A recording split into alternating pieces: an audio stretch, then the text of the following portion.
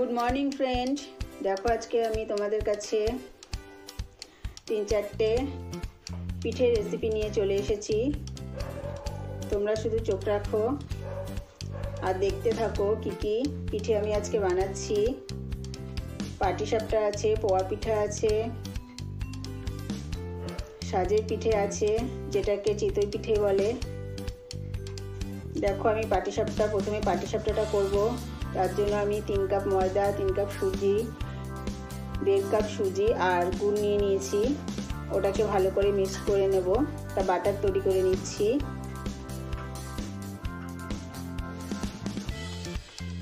আমি আজকে জল দিয়ে মাখবো না, দুধ দিয়ে মাখবো। বাটারটা তৈরি করব।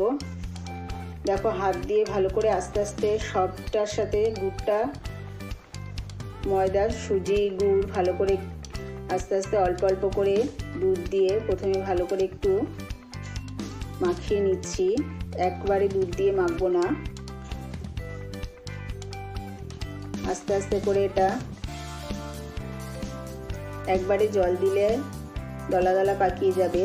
এখানে আমি নারকেলের পুরটা বসিয়ে দিয়েছি। নারকেল আর গুড় দিয়ে নারকেলের পুরটা বানিয়ে নিচ্ছি। দেখো আমার নারকেলের পুর রেডি।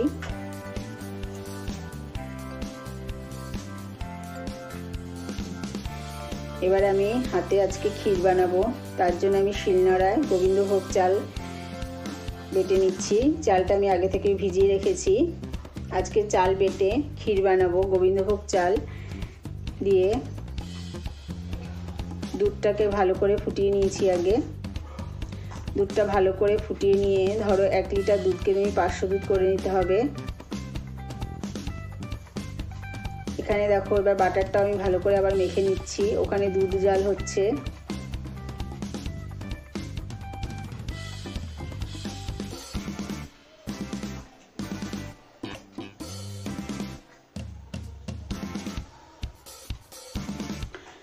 ক্ষীরটা বানানোর জন্য প্রথমে আমি দুধটা ভালো করে, দেখো এখানে আমার বাটারটাও তৈরি হয়ে গেছে।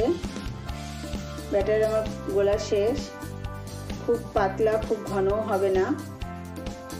আর ক্ষীরটা বানানোর জন্য আমি দুধটা আগে ভালো করে ঘন করে, তারপরে চাল বাটাটা দিয়ে, তারপর খেজুরি গুড় দিয়ে ভালো করে ঘরে ক্ষীর বানিয়ে নিয়েছি। দেখো আমার ক্ষীর রেডি। এবার এই ছোট ছোট পিঠেগুলো করছি। এটা দিয়ে আমি দুধে ভেজাবো। আজকে আমি কুলি পিঠে করে দুধে ভেজাবো না। আজকে আমি ছোট ছোট করে পাটিসাপটা করে দুধে ভেজাবো। আবার বড় সাইজেরও পাটিসাপটা করব।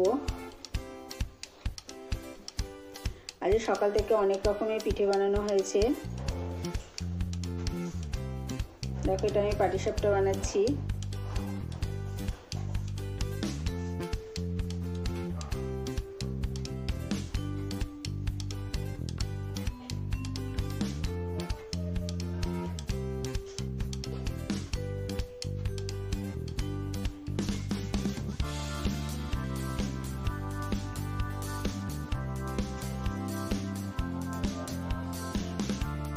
দেখো আমি একটা একটা করে পাটিসাপটা ভেজে নিচ্ছি।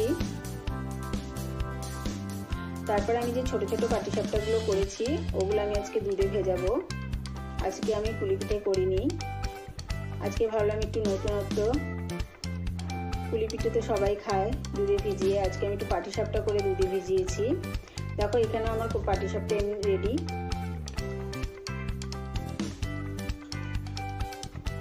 আর দেখো যেগুলো ছোট পাটিসাপটা বানিয়েছি সেগুলো আমি দুধে ভিজিয়ে দিয়েছি। দুধটা ভালো করে জাল দিয়ে, খেজুরি দুধ দিয়ে। দেখো আমার পাটিসাপটাও রেডি। ও তোমাদের বলি আমি পায়েসও করেছিলাম। এবার চিতই পিঠা বানানোর জন্য চালের গুঁড়ো একটু উষ্ণ গরম জল দিয়ে ভালো করে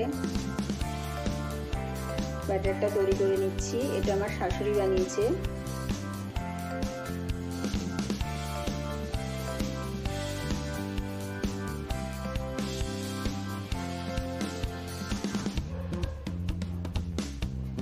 মাদের হাতে এই চিতই পিঠা খেতে খুব ভালো লাগে, তাই বললাম মাকে করতে। দেখো শাঁসটা ভালো করে একটু গরম করে নিয়েছে। তারপর বাটারটা আস্তে আস্তে দিয়ে দেওয়া হলো। সবার ফেভারিট পিঠে হচ্ছে এটা, গুড় দিয়ে শীতের মধ্যে জমে যায় গরম গরম পিঠে। সন্ধ্যের সময় আগে সবাই উনুনে সুন্দর ভাজতো আর টপাটপ করে খাওয়া হয়ে যেত। এখন তো ওইসব দিন আর পাওয়া যায় না, গ্রামে হয়, আমাদের শহরে তো গ্যাসেই বানানো হয় এই পিঠে। দেখো সব দিয়ে এবার ঢাকনা দিয়ে দেখো খুব সুন্দর উঠে যাচ্ছে একটা একটা করে। দেখতে পেয়েছো কি সুন্দর ফুলেছে পিঠেগুলো।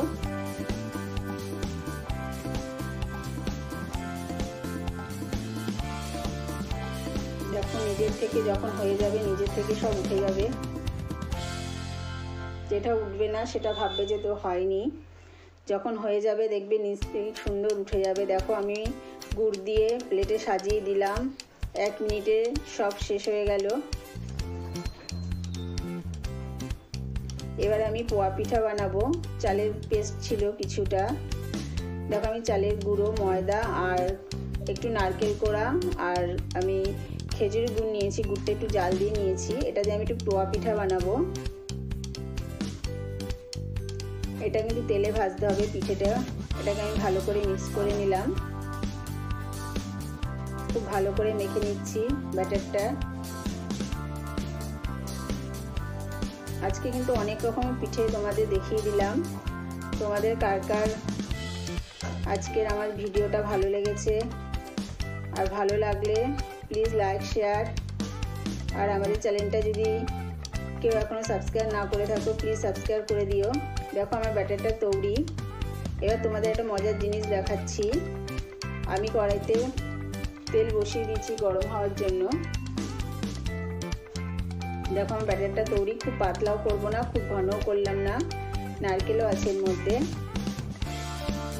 দেখতে পাচ্ছ।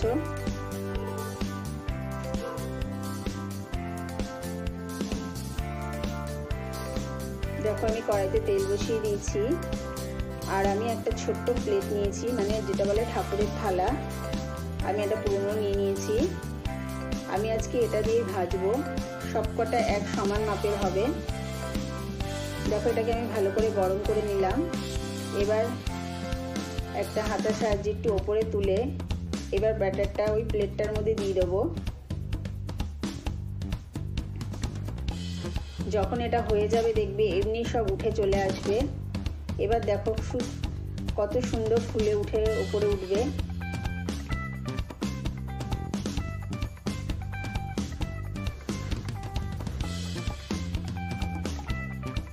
পোয়া পিঠাটা কেমন হয়েছে প্লিজ কমেন্টে জানিও তোমরা। দেখো কত সুন্দর ফুলে নিজে নিজেই উপরে উঠে চলে আসবে, থালা থেকে বেরিয়ে যাবে। দেখতে পাচ্ছ থালা থেকে বেরিয়ে গেল।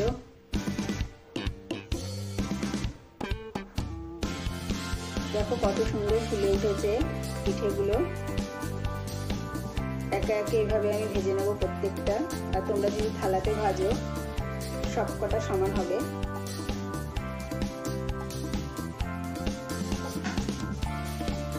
দেখতে পাচ্ছ কত সুন্দর ফুলে উঠেছে।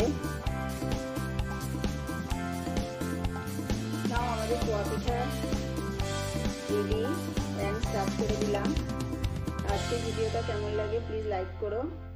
টাটা।